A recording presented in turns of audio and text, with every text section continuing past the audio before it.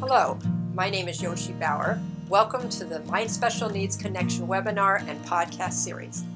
As a parent of children with special needs and as a professional advocate, I understand the challenge of connecting parents and professionals with the information that they need to serve children and adults with special needs. At My Special Needs Connection, we empower parents and professionals through valuable instruction and insights of experts in the special needs community. We're excited to come alongside you to provide you with information that you need. Let's grow through the exchange of knowledge and the hope of success.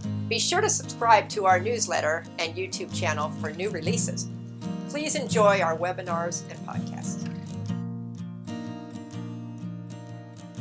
Today we're going to focus on what's called social language. Speech-language pathologists provide evaluation and treatment for speech, our articulation, and also language, our understanding of language, what people are saying, how to read and understand what we're reading, the language we're reading. And also we work on expressive language, our being able to use words, speak clearly, share ideas, and then also we assist school-age children, elementary, middle school, and high school age children with their writing skills, to be able to write effectively too, to be able to organize their thoughts, be able to express the main idea, and other kinds of concepts and skills that are needed to be successful in schools. So we do provide support for children who are in schools. And then there's social language, and that's what I'll be talking about today. And social language is, how do we use our language? Are we aware that there's somebody out there besides ourselves? And then how do I interact successfully with that person? Okay, so that is what we're going to focus on today. I've developed a program that uses an acronym being GR.E.E.N. So that is where we're focusing on being grateful, respectful, empathetic, easygoing, and navigating. Today we're going to focus on these words, these concepts of being respectful, empathetic, and easygoing, or cooperative. So, these are the steps for helping children act in ways that are respectful, empathetic, and cooperative. First, we're going to name it and connect it. Okay?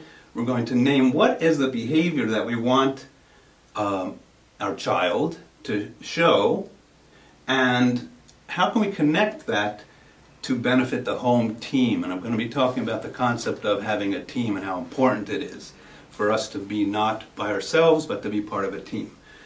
2, we're going to explain it. Explain what the words and concepts mean. If a child doesn't understand the word, it doesn't make any. We're not going to be able to have them understand what we want them to do. So we have to clearly make sure that the child understands whatever words we're using, and use words at their level of comprehension, their level of understanding. A speech-language pathologist could assist with what is that level of comprehension. So we need to make sure that the child understands what our words are. So that's what we'll explain very, very clearly. Number 3 is we're going to choose it. What's the behavior that is really the most important that could make a difference for the interactions we have in our family? Okay, we're going to choose it, and then we're going to, together with the child, choose what that is. Say, wouldn't it be nice if we were able to have a better tone of voice? Wouldn't it be nice if that when we were talking, we looked at each other? There's all different levels of the complexity of our interaction. I'm going to start off very basic, and then we can move to more complex. But whatever it is, we're going to name it together, we're going to choose it together, and then we're going to model it. If I'm not showing what that behavior is, if I'm not using the words that I'm expecting my child to use, if I'm not displaying the behavior that I want my child to use, then where are they going to learn how to do it? We need to model the behavior. And so I'll say this later and now. We don't say, do what I say, not what I do. Do what I do. Okay? So then we're going to also make a clear picture of it. And we can literally make a picture of what is that behavior and how are other people affected by that behavior and how are they affected positively, okay, because we're choosing to act in positive ways, okay? And then we're going to praise and reinforce the behavior, and anyone in the family who shows they're able to, we're going to praise and reinforce anyone in the family who is acting in this way. So the whole team is acting in this way. It's not just you, or focusing on you. All of us are able to develop some new ways of interacting. So first, we're going to establish a team, and we're going to use the language that shows we are on the same team in support of each other. And notice my use of pronouns, we and us, not me versus you. If we start talking like you should do this, you should do this, the reaction is like, I'm not going to do it. You know, you're on my case.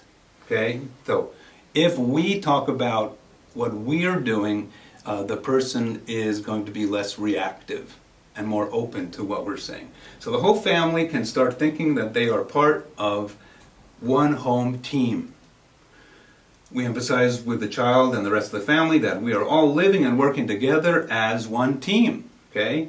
It helps reduce a sense of isolation. The child doesn't feel they're all by themselves. It helps to develop a sense of belonging, and it helps to develop that we want to trust that we can feel safe when we are together.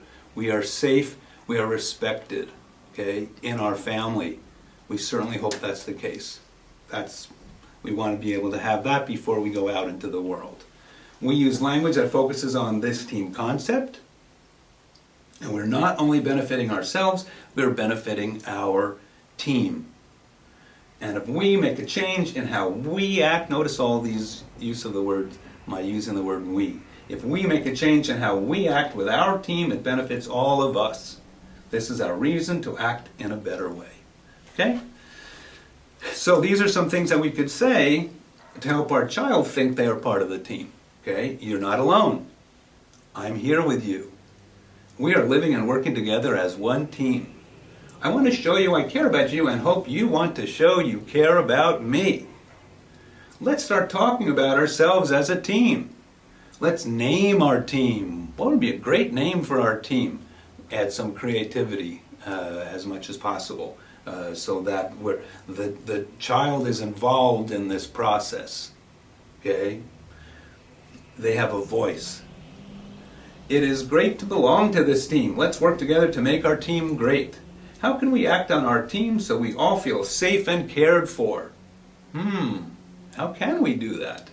Is there something we can change in what we do or what we say to help make our team great? Okay, so what could we do? Now, if the child has absolutely no idea, right, we could suggest some things. We could provide some choices that would be really great things for our child to improve in terms of their behavior, right? Something that really is impacting them, impacting us. Any positive changes will benefit us all, okay? So like I said before, we're going to use team building language. We're using we versus, we are using we versus we and us instead of you and me. And we're thinking first of the words we use when we're talking with a child, and it'll be more likely that our child will positively respond to these words and use them too. So we're going to avoid you need to, or you should, or why don't you ever, or you never, right? Instead, in order to help the team, let's think about this. It would be best for the team if we all did this. This would be a great time to do this for our team. Okay? I love it when you act this way. It would be so great for our team if you did that more often. That's going to be critical because we're going to find the behavior that the child is starting to do a little bit and have them do it more and more. Naming it, having them notice it, and having us reinforce it. Thank you for doing that behavior, whatever you're doing, that we want you to be doing, because it shows you are thinking about helping our home team. Okay? All right, so number 2 is understanding the words and the concepts. We're going to teach the meaning of the vocabulary involved in acting respectful, empathetic, and cooperative, and clearly provide examples of this behavior. Okay? We're going to explain the language at a level that the child can understand it, and like I said, show examples of what that looks like. Because we can't expect our children to act respectful, empathetic, and in a cooperative way if they don't understand what those words and concepts mean. They can begin to act in these ways if they know what the words mean and have an idea of what the behavior looks like, what it sounds like, and what it feels like.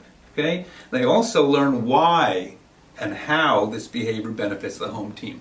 If we understand why we're supposed to do something, we're going to be on board a lot more, right? If we don't, like, just do it. Like, but why?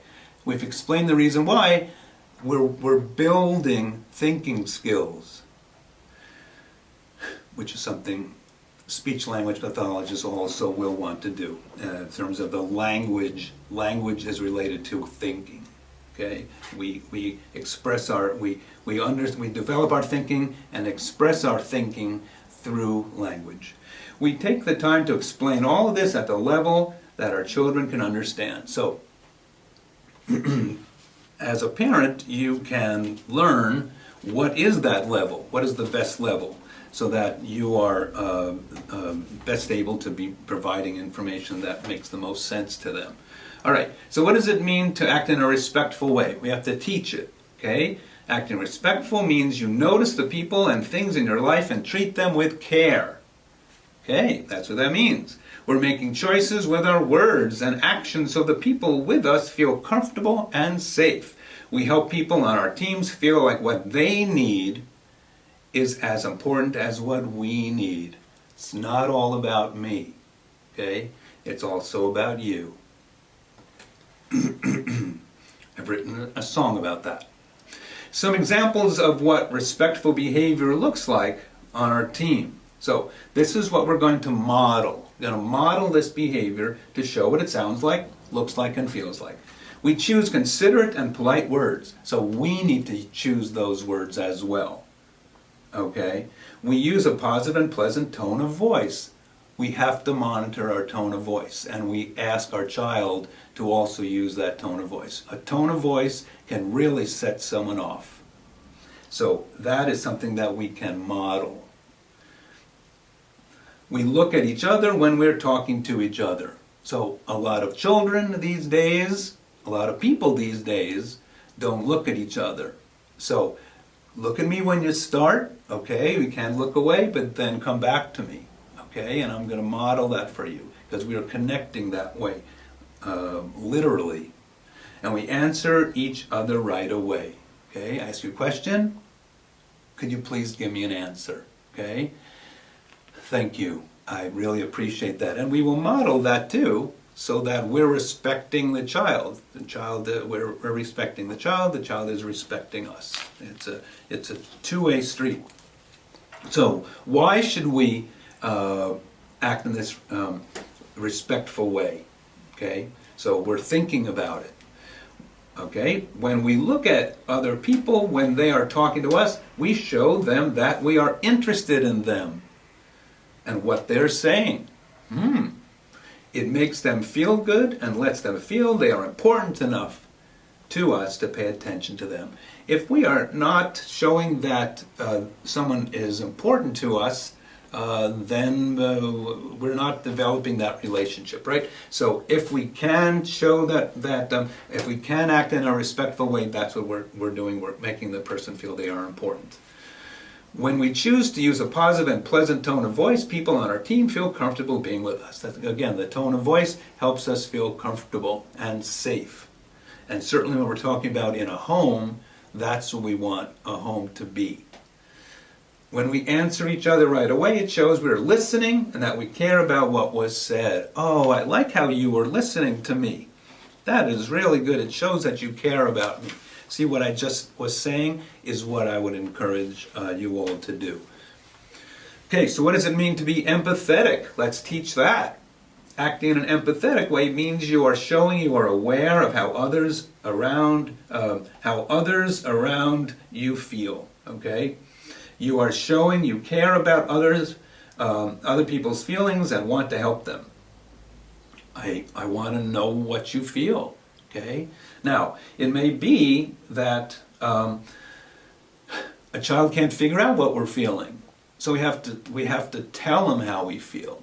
Some children do not have that kind of radar, okay? So that has to be presented and taught in an explicit way. So look at my face, that's showing that I'm very pleased. Look at my face and it shows that I'm disappointed. What does that mean? And so we're looking at my body language, at my facial expression, so that connects to a certain kind of word. That's how we would teach what that word means. So we need to be comfortable in talking about how we feel so that our child can know how we feel. Okay?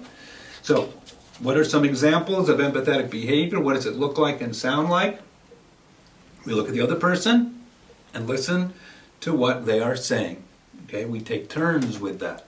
We make our best guess about what they're thinking and how they're feeling. So we talk about, can you guess?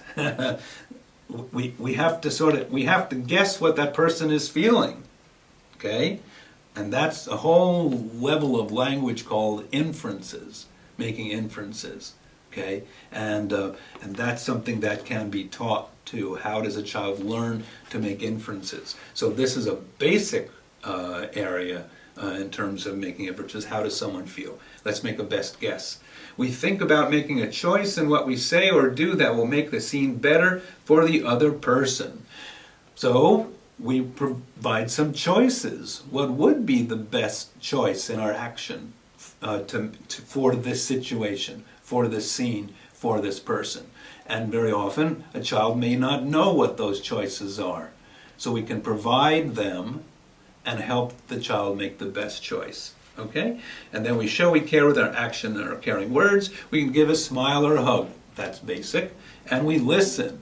Okay? As a parent, we have to listen so that the child will then listen. And we can make a comment and say, if someone says something where they're feeling good, we say, good for you. And if someone is saying something where we sense that they're feeling bad or sad, we say, oh, too bad. So a child can learn at that basic level some conversation skills. Okay? So why do we act in a way that's empathetic? Well, we show we're taking the time to think about the other person and how they feel. Okay? And we're also showing we are thinking about how to make things better for other people on our team. And this shows we care and can make other people feel good. Okay, so we go through this process of explaining what the words mean and what the behavior is that relates to that word, and then why it's better. Okay, it takes time. It takes time, and it takes patience, and it takes breaking it down to a level that makes sense for your child, your individual child with your individual child's set of ability to understand and ability to express and ability to have self-control and lots of abilities. So again, that's what a speech-language pathologist can do to help to figure out what some of those abilities are and how to guide the process. So what does it mean to act in a cooperative way? Let's teach that. Okay, acting in a cooperative way means you are working easily and peacefully with people so you can all get things done that you want to do. It means you take turns and share with others. Taking turns and sharing. That is a skill that is taught at a preschool level and all the way up. And adults still need to be learning that. Okay, so we can teach that process. Okay, my turn, your turn, my turn, your turn. Okay. Doesn't that feel good when we're taking turns? Doesn't it feel good when we share? Okay? So we stop and we say, wow, what was that experience like? Right? And then we acknowledge how great it was, and that's when the child says, this feels pretty good. Okay? Now, a more advanced concept that might be taught is that acting in a cooperative way means that we are able to compromise with each other. Certainly that's a more complex idea. But even adults now need to learn what it means to compromise. That I can be satisfied getting some of what I want instead of everything, because I'll get some and you'll get some, and then we'll be able to move forward accomplishing things together. So, all right, so what is it? What are some examples of cooperative behavior? I'm going to listen to you and follow your directions. Okay? Why? Because we have to do this, and it's so much easier when we listen to each other. Okay? I choose to act in a way that is safe, logical, and good for all. So we can teach what that means to be safe, what it means to be logical. That's a hard concept, but it still can be taught. What does it mean to be logical? Things make sense. Things get better instead of worse. And also it's good for all. It's good for everybody here. It's good for everybody. Those are concepts that can be taught. I wait patiently for others to share their ideas. So we have to be patient, and then the child can be patient. Okay? We don't interrupt. It's my turn to talk. Okay? Now it's your turn to talk. I take turns listening to and talking with each other on my team so that we both feel like we have been heard. We then can work together to plan what to do next to get our needs met. So if I've listened to you and you've listened to me, then we say, oh, look at all this information that we have. Now, what should we do with it so that both of us can be okay and happy and satisfied and get things done, right? Why is acting in a cooperative way good for our team? We get along peacefully. Doesn't that feel good? We're not fighting. We're peaceful right now. Everyone can feel like they are important. Okay? No one's left out just because you're little brother, little sister. And it makes life easier for everyone, and we get things done. Okay, so we want to make sure that we don't overwhelm children in our attempts to instruct them. Okay, a little bit at a time when we notice when is the best time to do this instructing. Okay, when is it just for the child to have downtime or to be getting calm, right? We certainly want to be instructing during those calm periods, not in the moment when someone's upset. Let's get calm. So, I mentioned before I have some music. I've written a calming song, and then along with some occupational therapists, we use strategies for people to learn how to self-calm. So that they can get back to their thinking skills. Okay, we want to find examples in day-to-day life when it's important to act in these ways, or when it would be good to make a better choice to act in these ways. Now what we can do is we can set the target. So we've been thinking about choosing the behavior that our child agrees can be improved, that would make a difference in the home team interactions. Okay, so we're going to guide the child to think about something they do that they could do more frequently to help the team. Again, find the behavior that they already are capable of doing and increase the frequency of that, with them understanding why it's useful. Okay, start with the behavior, okay, that's already occurring, and then we want to work together to describe and name the goal, which will be the behavior that will make a difference to the team when it's shown more often. Okay. So we don't want to focus on a behavior that they haven't exhibited yet. We want to focus on the behavior that they already do, so that they can start to get a sense of success, that people can feel successful. Your child can feel successful. Okay. So that's setting the target. All right, and then we want to, like we talked about, want to model the target. We want to clearly provide examples of preferred behavior so the child has a better chance of knowing what thoughts, words, and actions to choose. So I've talked about this, but what does it mean to model? It means we are showing the target behavior by doing it first ourselves. Do what I do, not only what I say. Do what I do, okay? We have to do it too. Okay, show your child what the behavior looks like. This is the exact behavior that our team is looking for. And then when the child acts that way, that's it.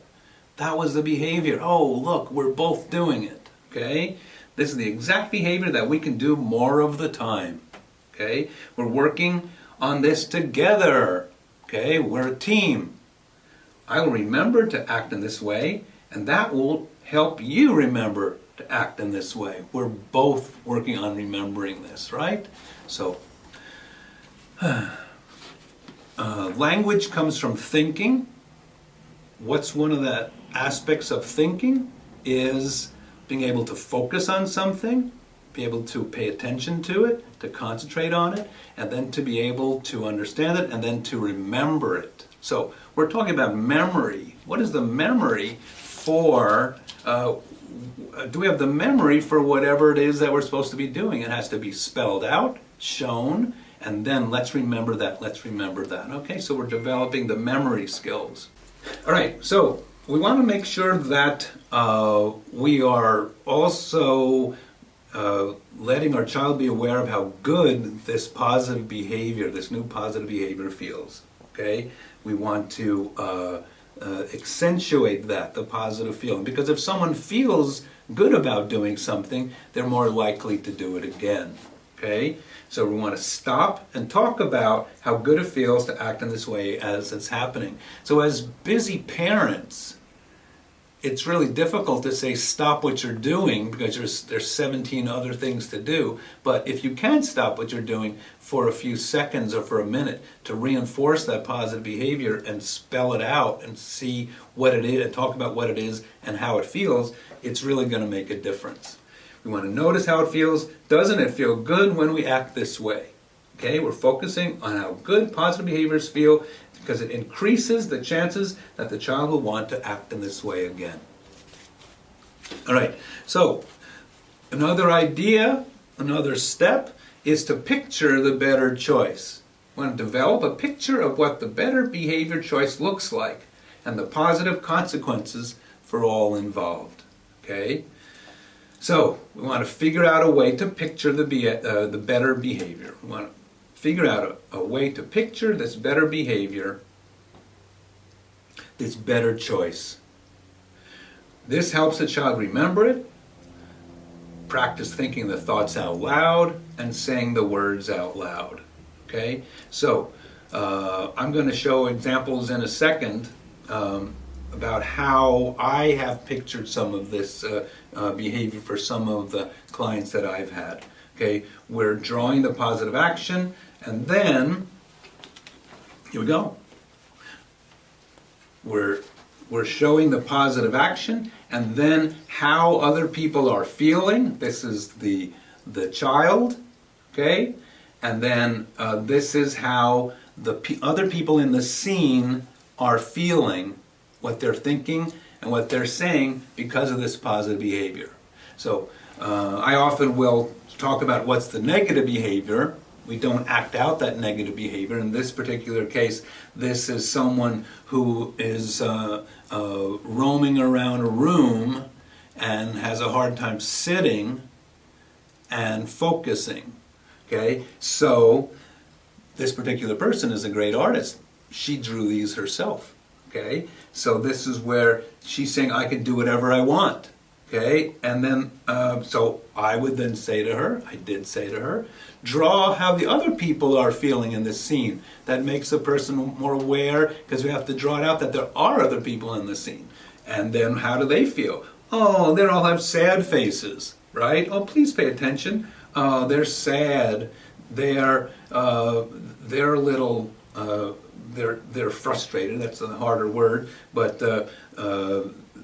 they can't do they can't move forward, and the team can't move forward because of the choice you're making in that scene to roam around. I can do whatever I want. Okay, let's do a positive scene instead. Okay, I'll listen to you too and stay put. So let's draw the scene, picture the scene of if you are able to sit like that, look how everyone is acting. in response. Okay, so we're picturing the better choice that for at least a few minutes you're able to sit and pay attention, and then I'm going to reinforce you with that, which is what we'll talk about next. All right, so here is also that same person who often does this kind of thing, okay, and is looking at her hands, and she calls that, we've called that her inside magic. So if we can put our hands down, then we can engage in outside magic, which would be that we can focus on other people and use our thoughts and our words to connect better with them. So this is where she's using her inside magic, just looking at her hands, not focusing on people outside of her. And this is where she can then look how she's sitting so nicely, and she's looking at the person so that she can pay attention and answer someone else's questions. Okay, so we're picturing that better behavior. We're adding the words to that better behavior. We're adding how other people are feeling when the child engages in that better behavior. This is another artist, and our children don't have to be artists. So this is a young man who was 18 years old, and he was not answering his cell phone when his mother was calling. So here's his little teeny tiny mom, okay, in the corner over here. So what can we do instead? He can answer his phone sometimes. Okay, so again, a little bit more at a time. I can answer it sometimes. I'm not demanding that you answer it all the time, okay? And mom is then happy. She's bigger and she's happier and she's in the scene. And we're able to make these changes. This young man was able to make a lot of changes starting off with this kind of process. All right. So, what about reinforcing positive behavior? So, that is something that I do. I like to give tokens when someone's working with me. I'll give some tokens for the positive behavior. That was really great. I like how you were looking at me, how respectful that was. I like how you cared about me. I said, good morning, how are you? And you said, fine, how are you? You asked me. That was so empathetic. And you were cooperative with me. Look how we're working together so cooperatively. And there's other words, navigating. You're able to cope and use your coping skills. And also, periodically, you'll say, thank you for our experience. I also may spell out, what is the exact behavior that you did? I'm going to take the time to write it down and give it to you so that we can share it out later with the rest of the team and talk about it, and you can collect these and then you can get reinforced further by seeing how many of these you are getting. Okay, and the whole team can be getting these kinds of, I call these green action reports. Okay. The other thing is I want to make sure that we are reinforcing approximations, okay? Approximations to the behavior. That means that we're starting off noticing the first glimmers of the behavior. It doesn't have to be the whole full-blown behavior. It's the little movements toward that behavior that we say, yes, that was it. I want you to feel what it's like to have someone notice that they're taking steps toward choosing these positive behaviors, okay? With time and with practice, that will get better, okay? But we start with the approximation and we acknowledge that, okay?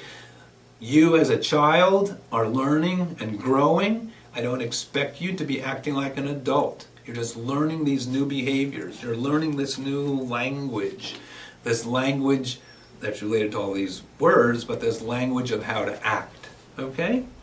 Very good. Now, as much as possible, we want to avoid reinforcing negative behavior, okay? Children will often get reinforced for their negative behavior because they're getting that attention for their negative behavior. So we can, as much as possible, try and replace that, the focus on the positive behavior, and they're getting more attention to that. Oh, I like how you're making that choice. That's a great choice. And instead of during the negative choice, I'm going to ignore it, or I'm going to, I'm just going to pay attention to it less. Make sure we don't get hurt, make sure everyone's safe, but see if sometime soon you can be displaying some more positive behavior, and I'm going to reinforce you for that approximation to it. Okay? So, and I'm going to reinforce your efforts.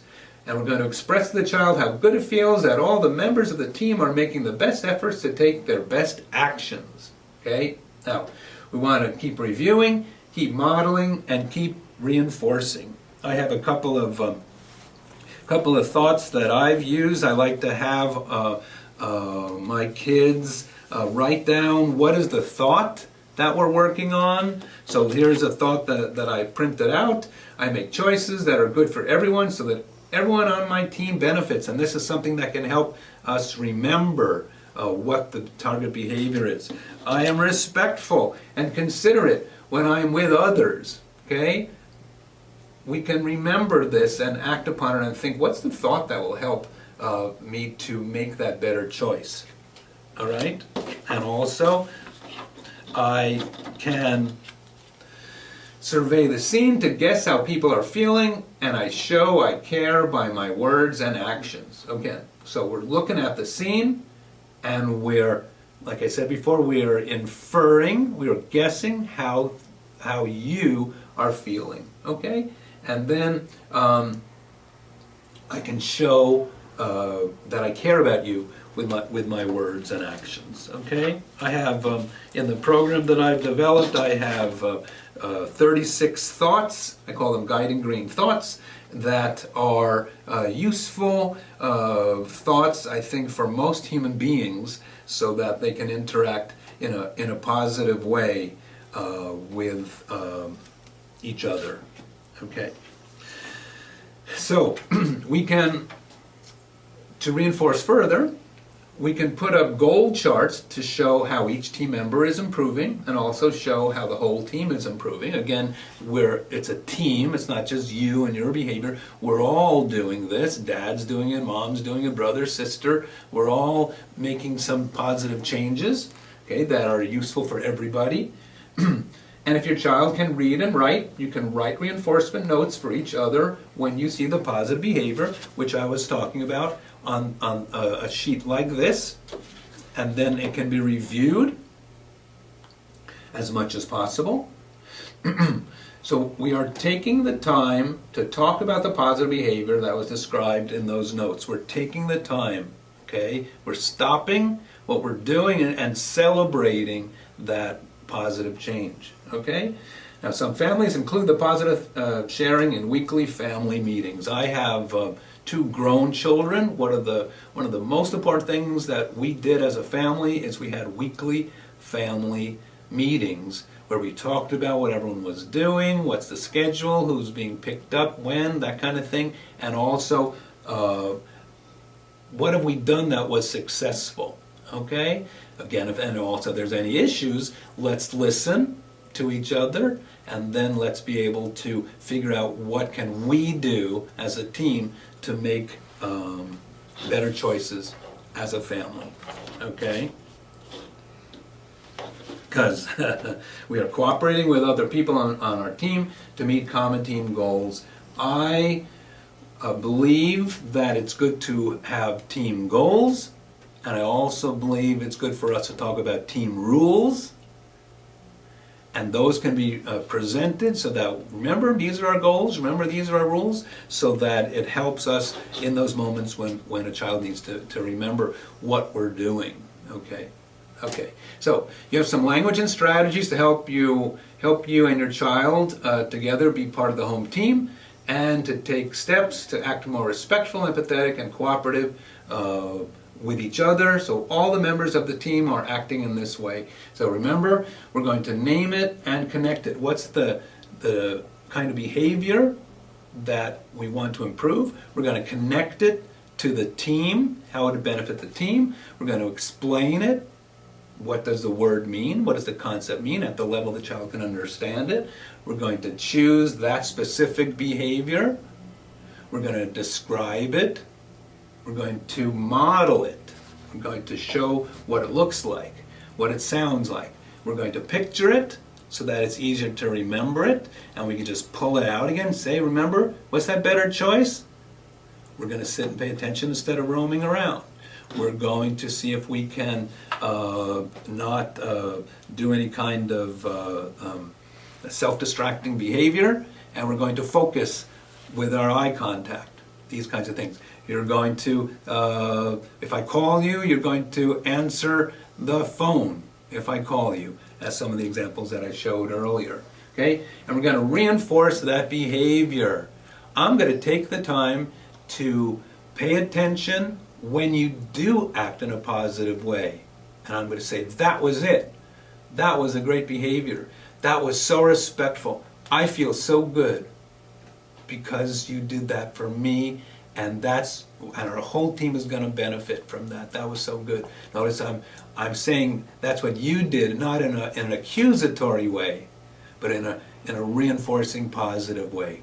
Now, some kids don't want to have that and any of that at all. So again, each child is different.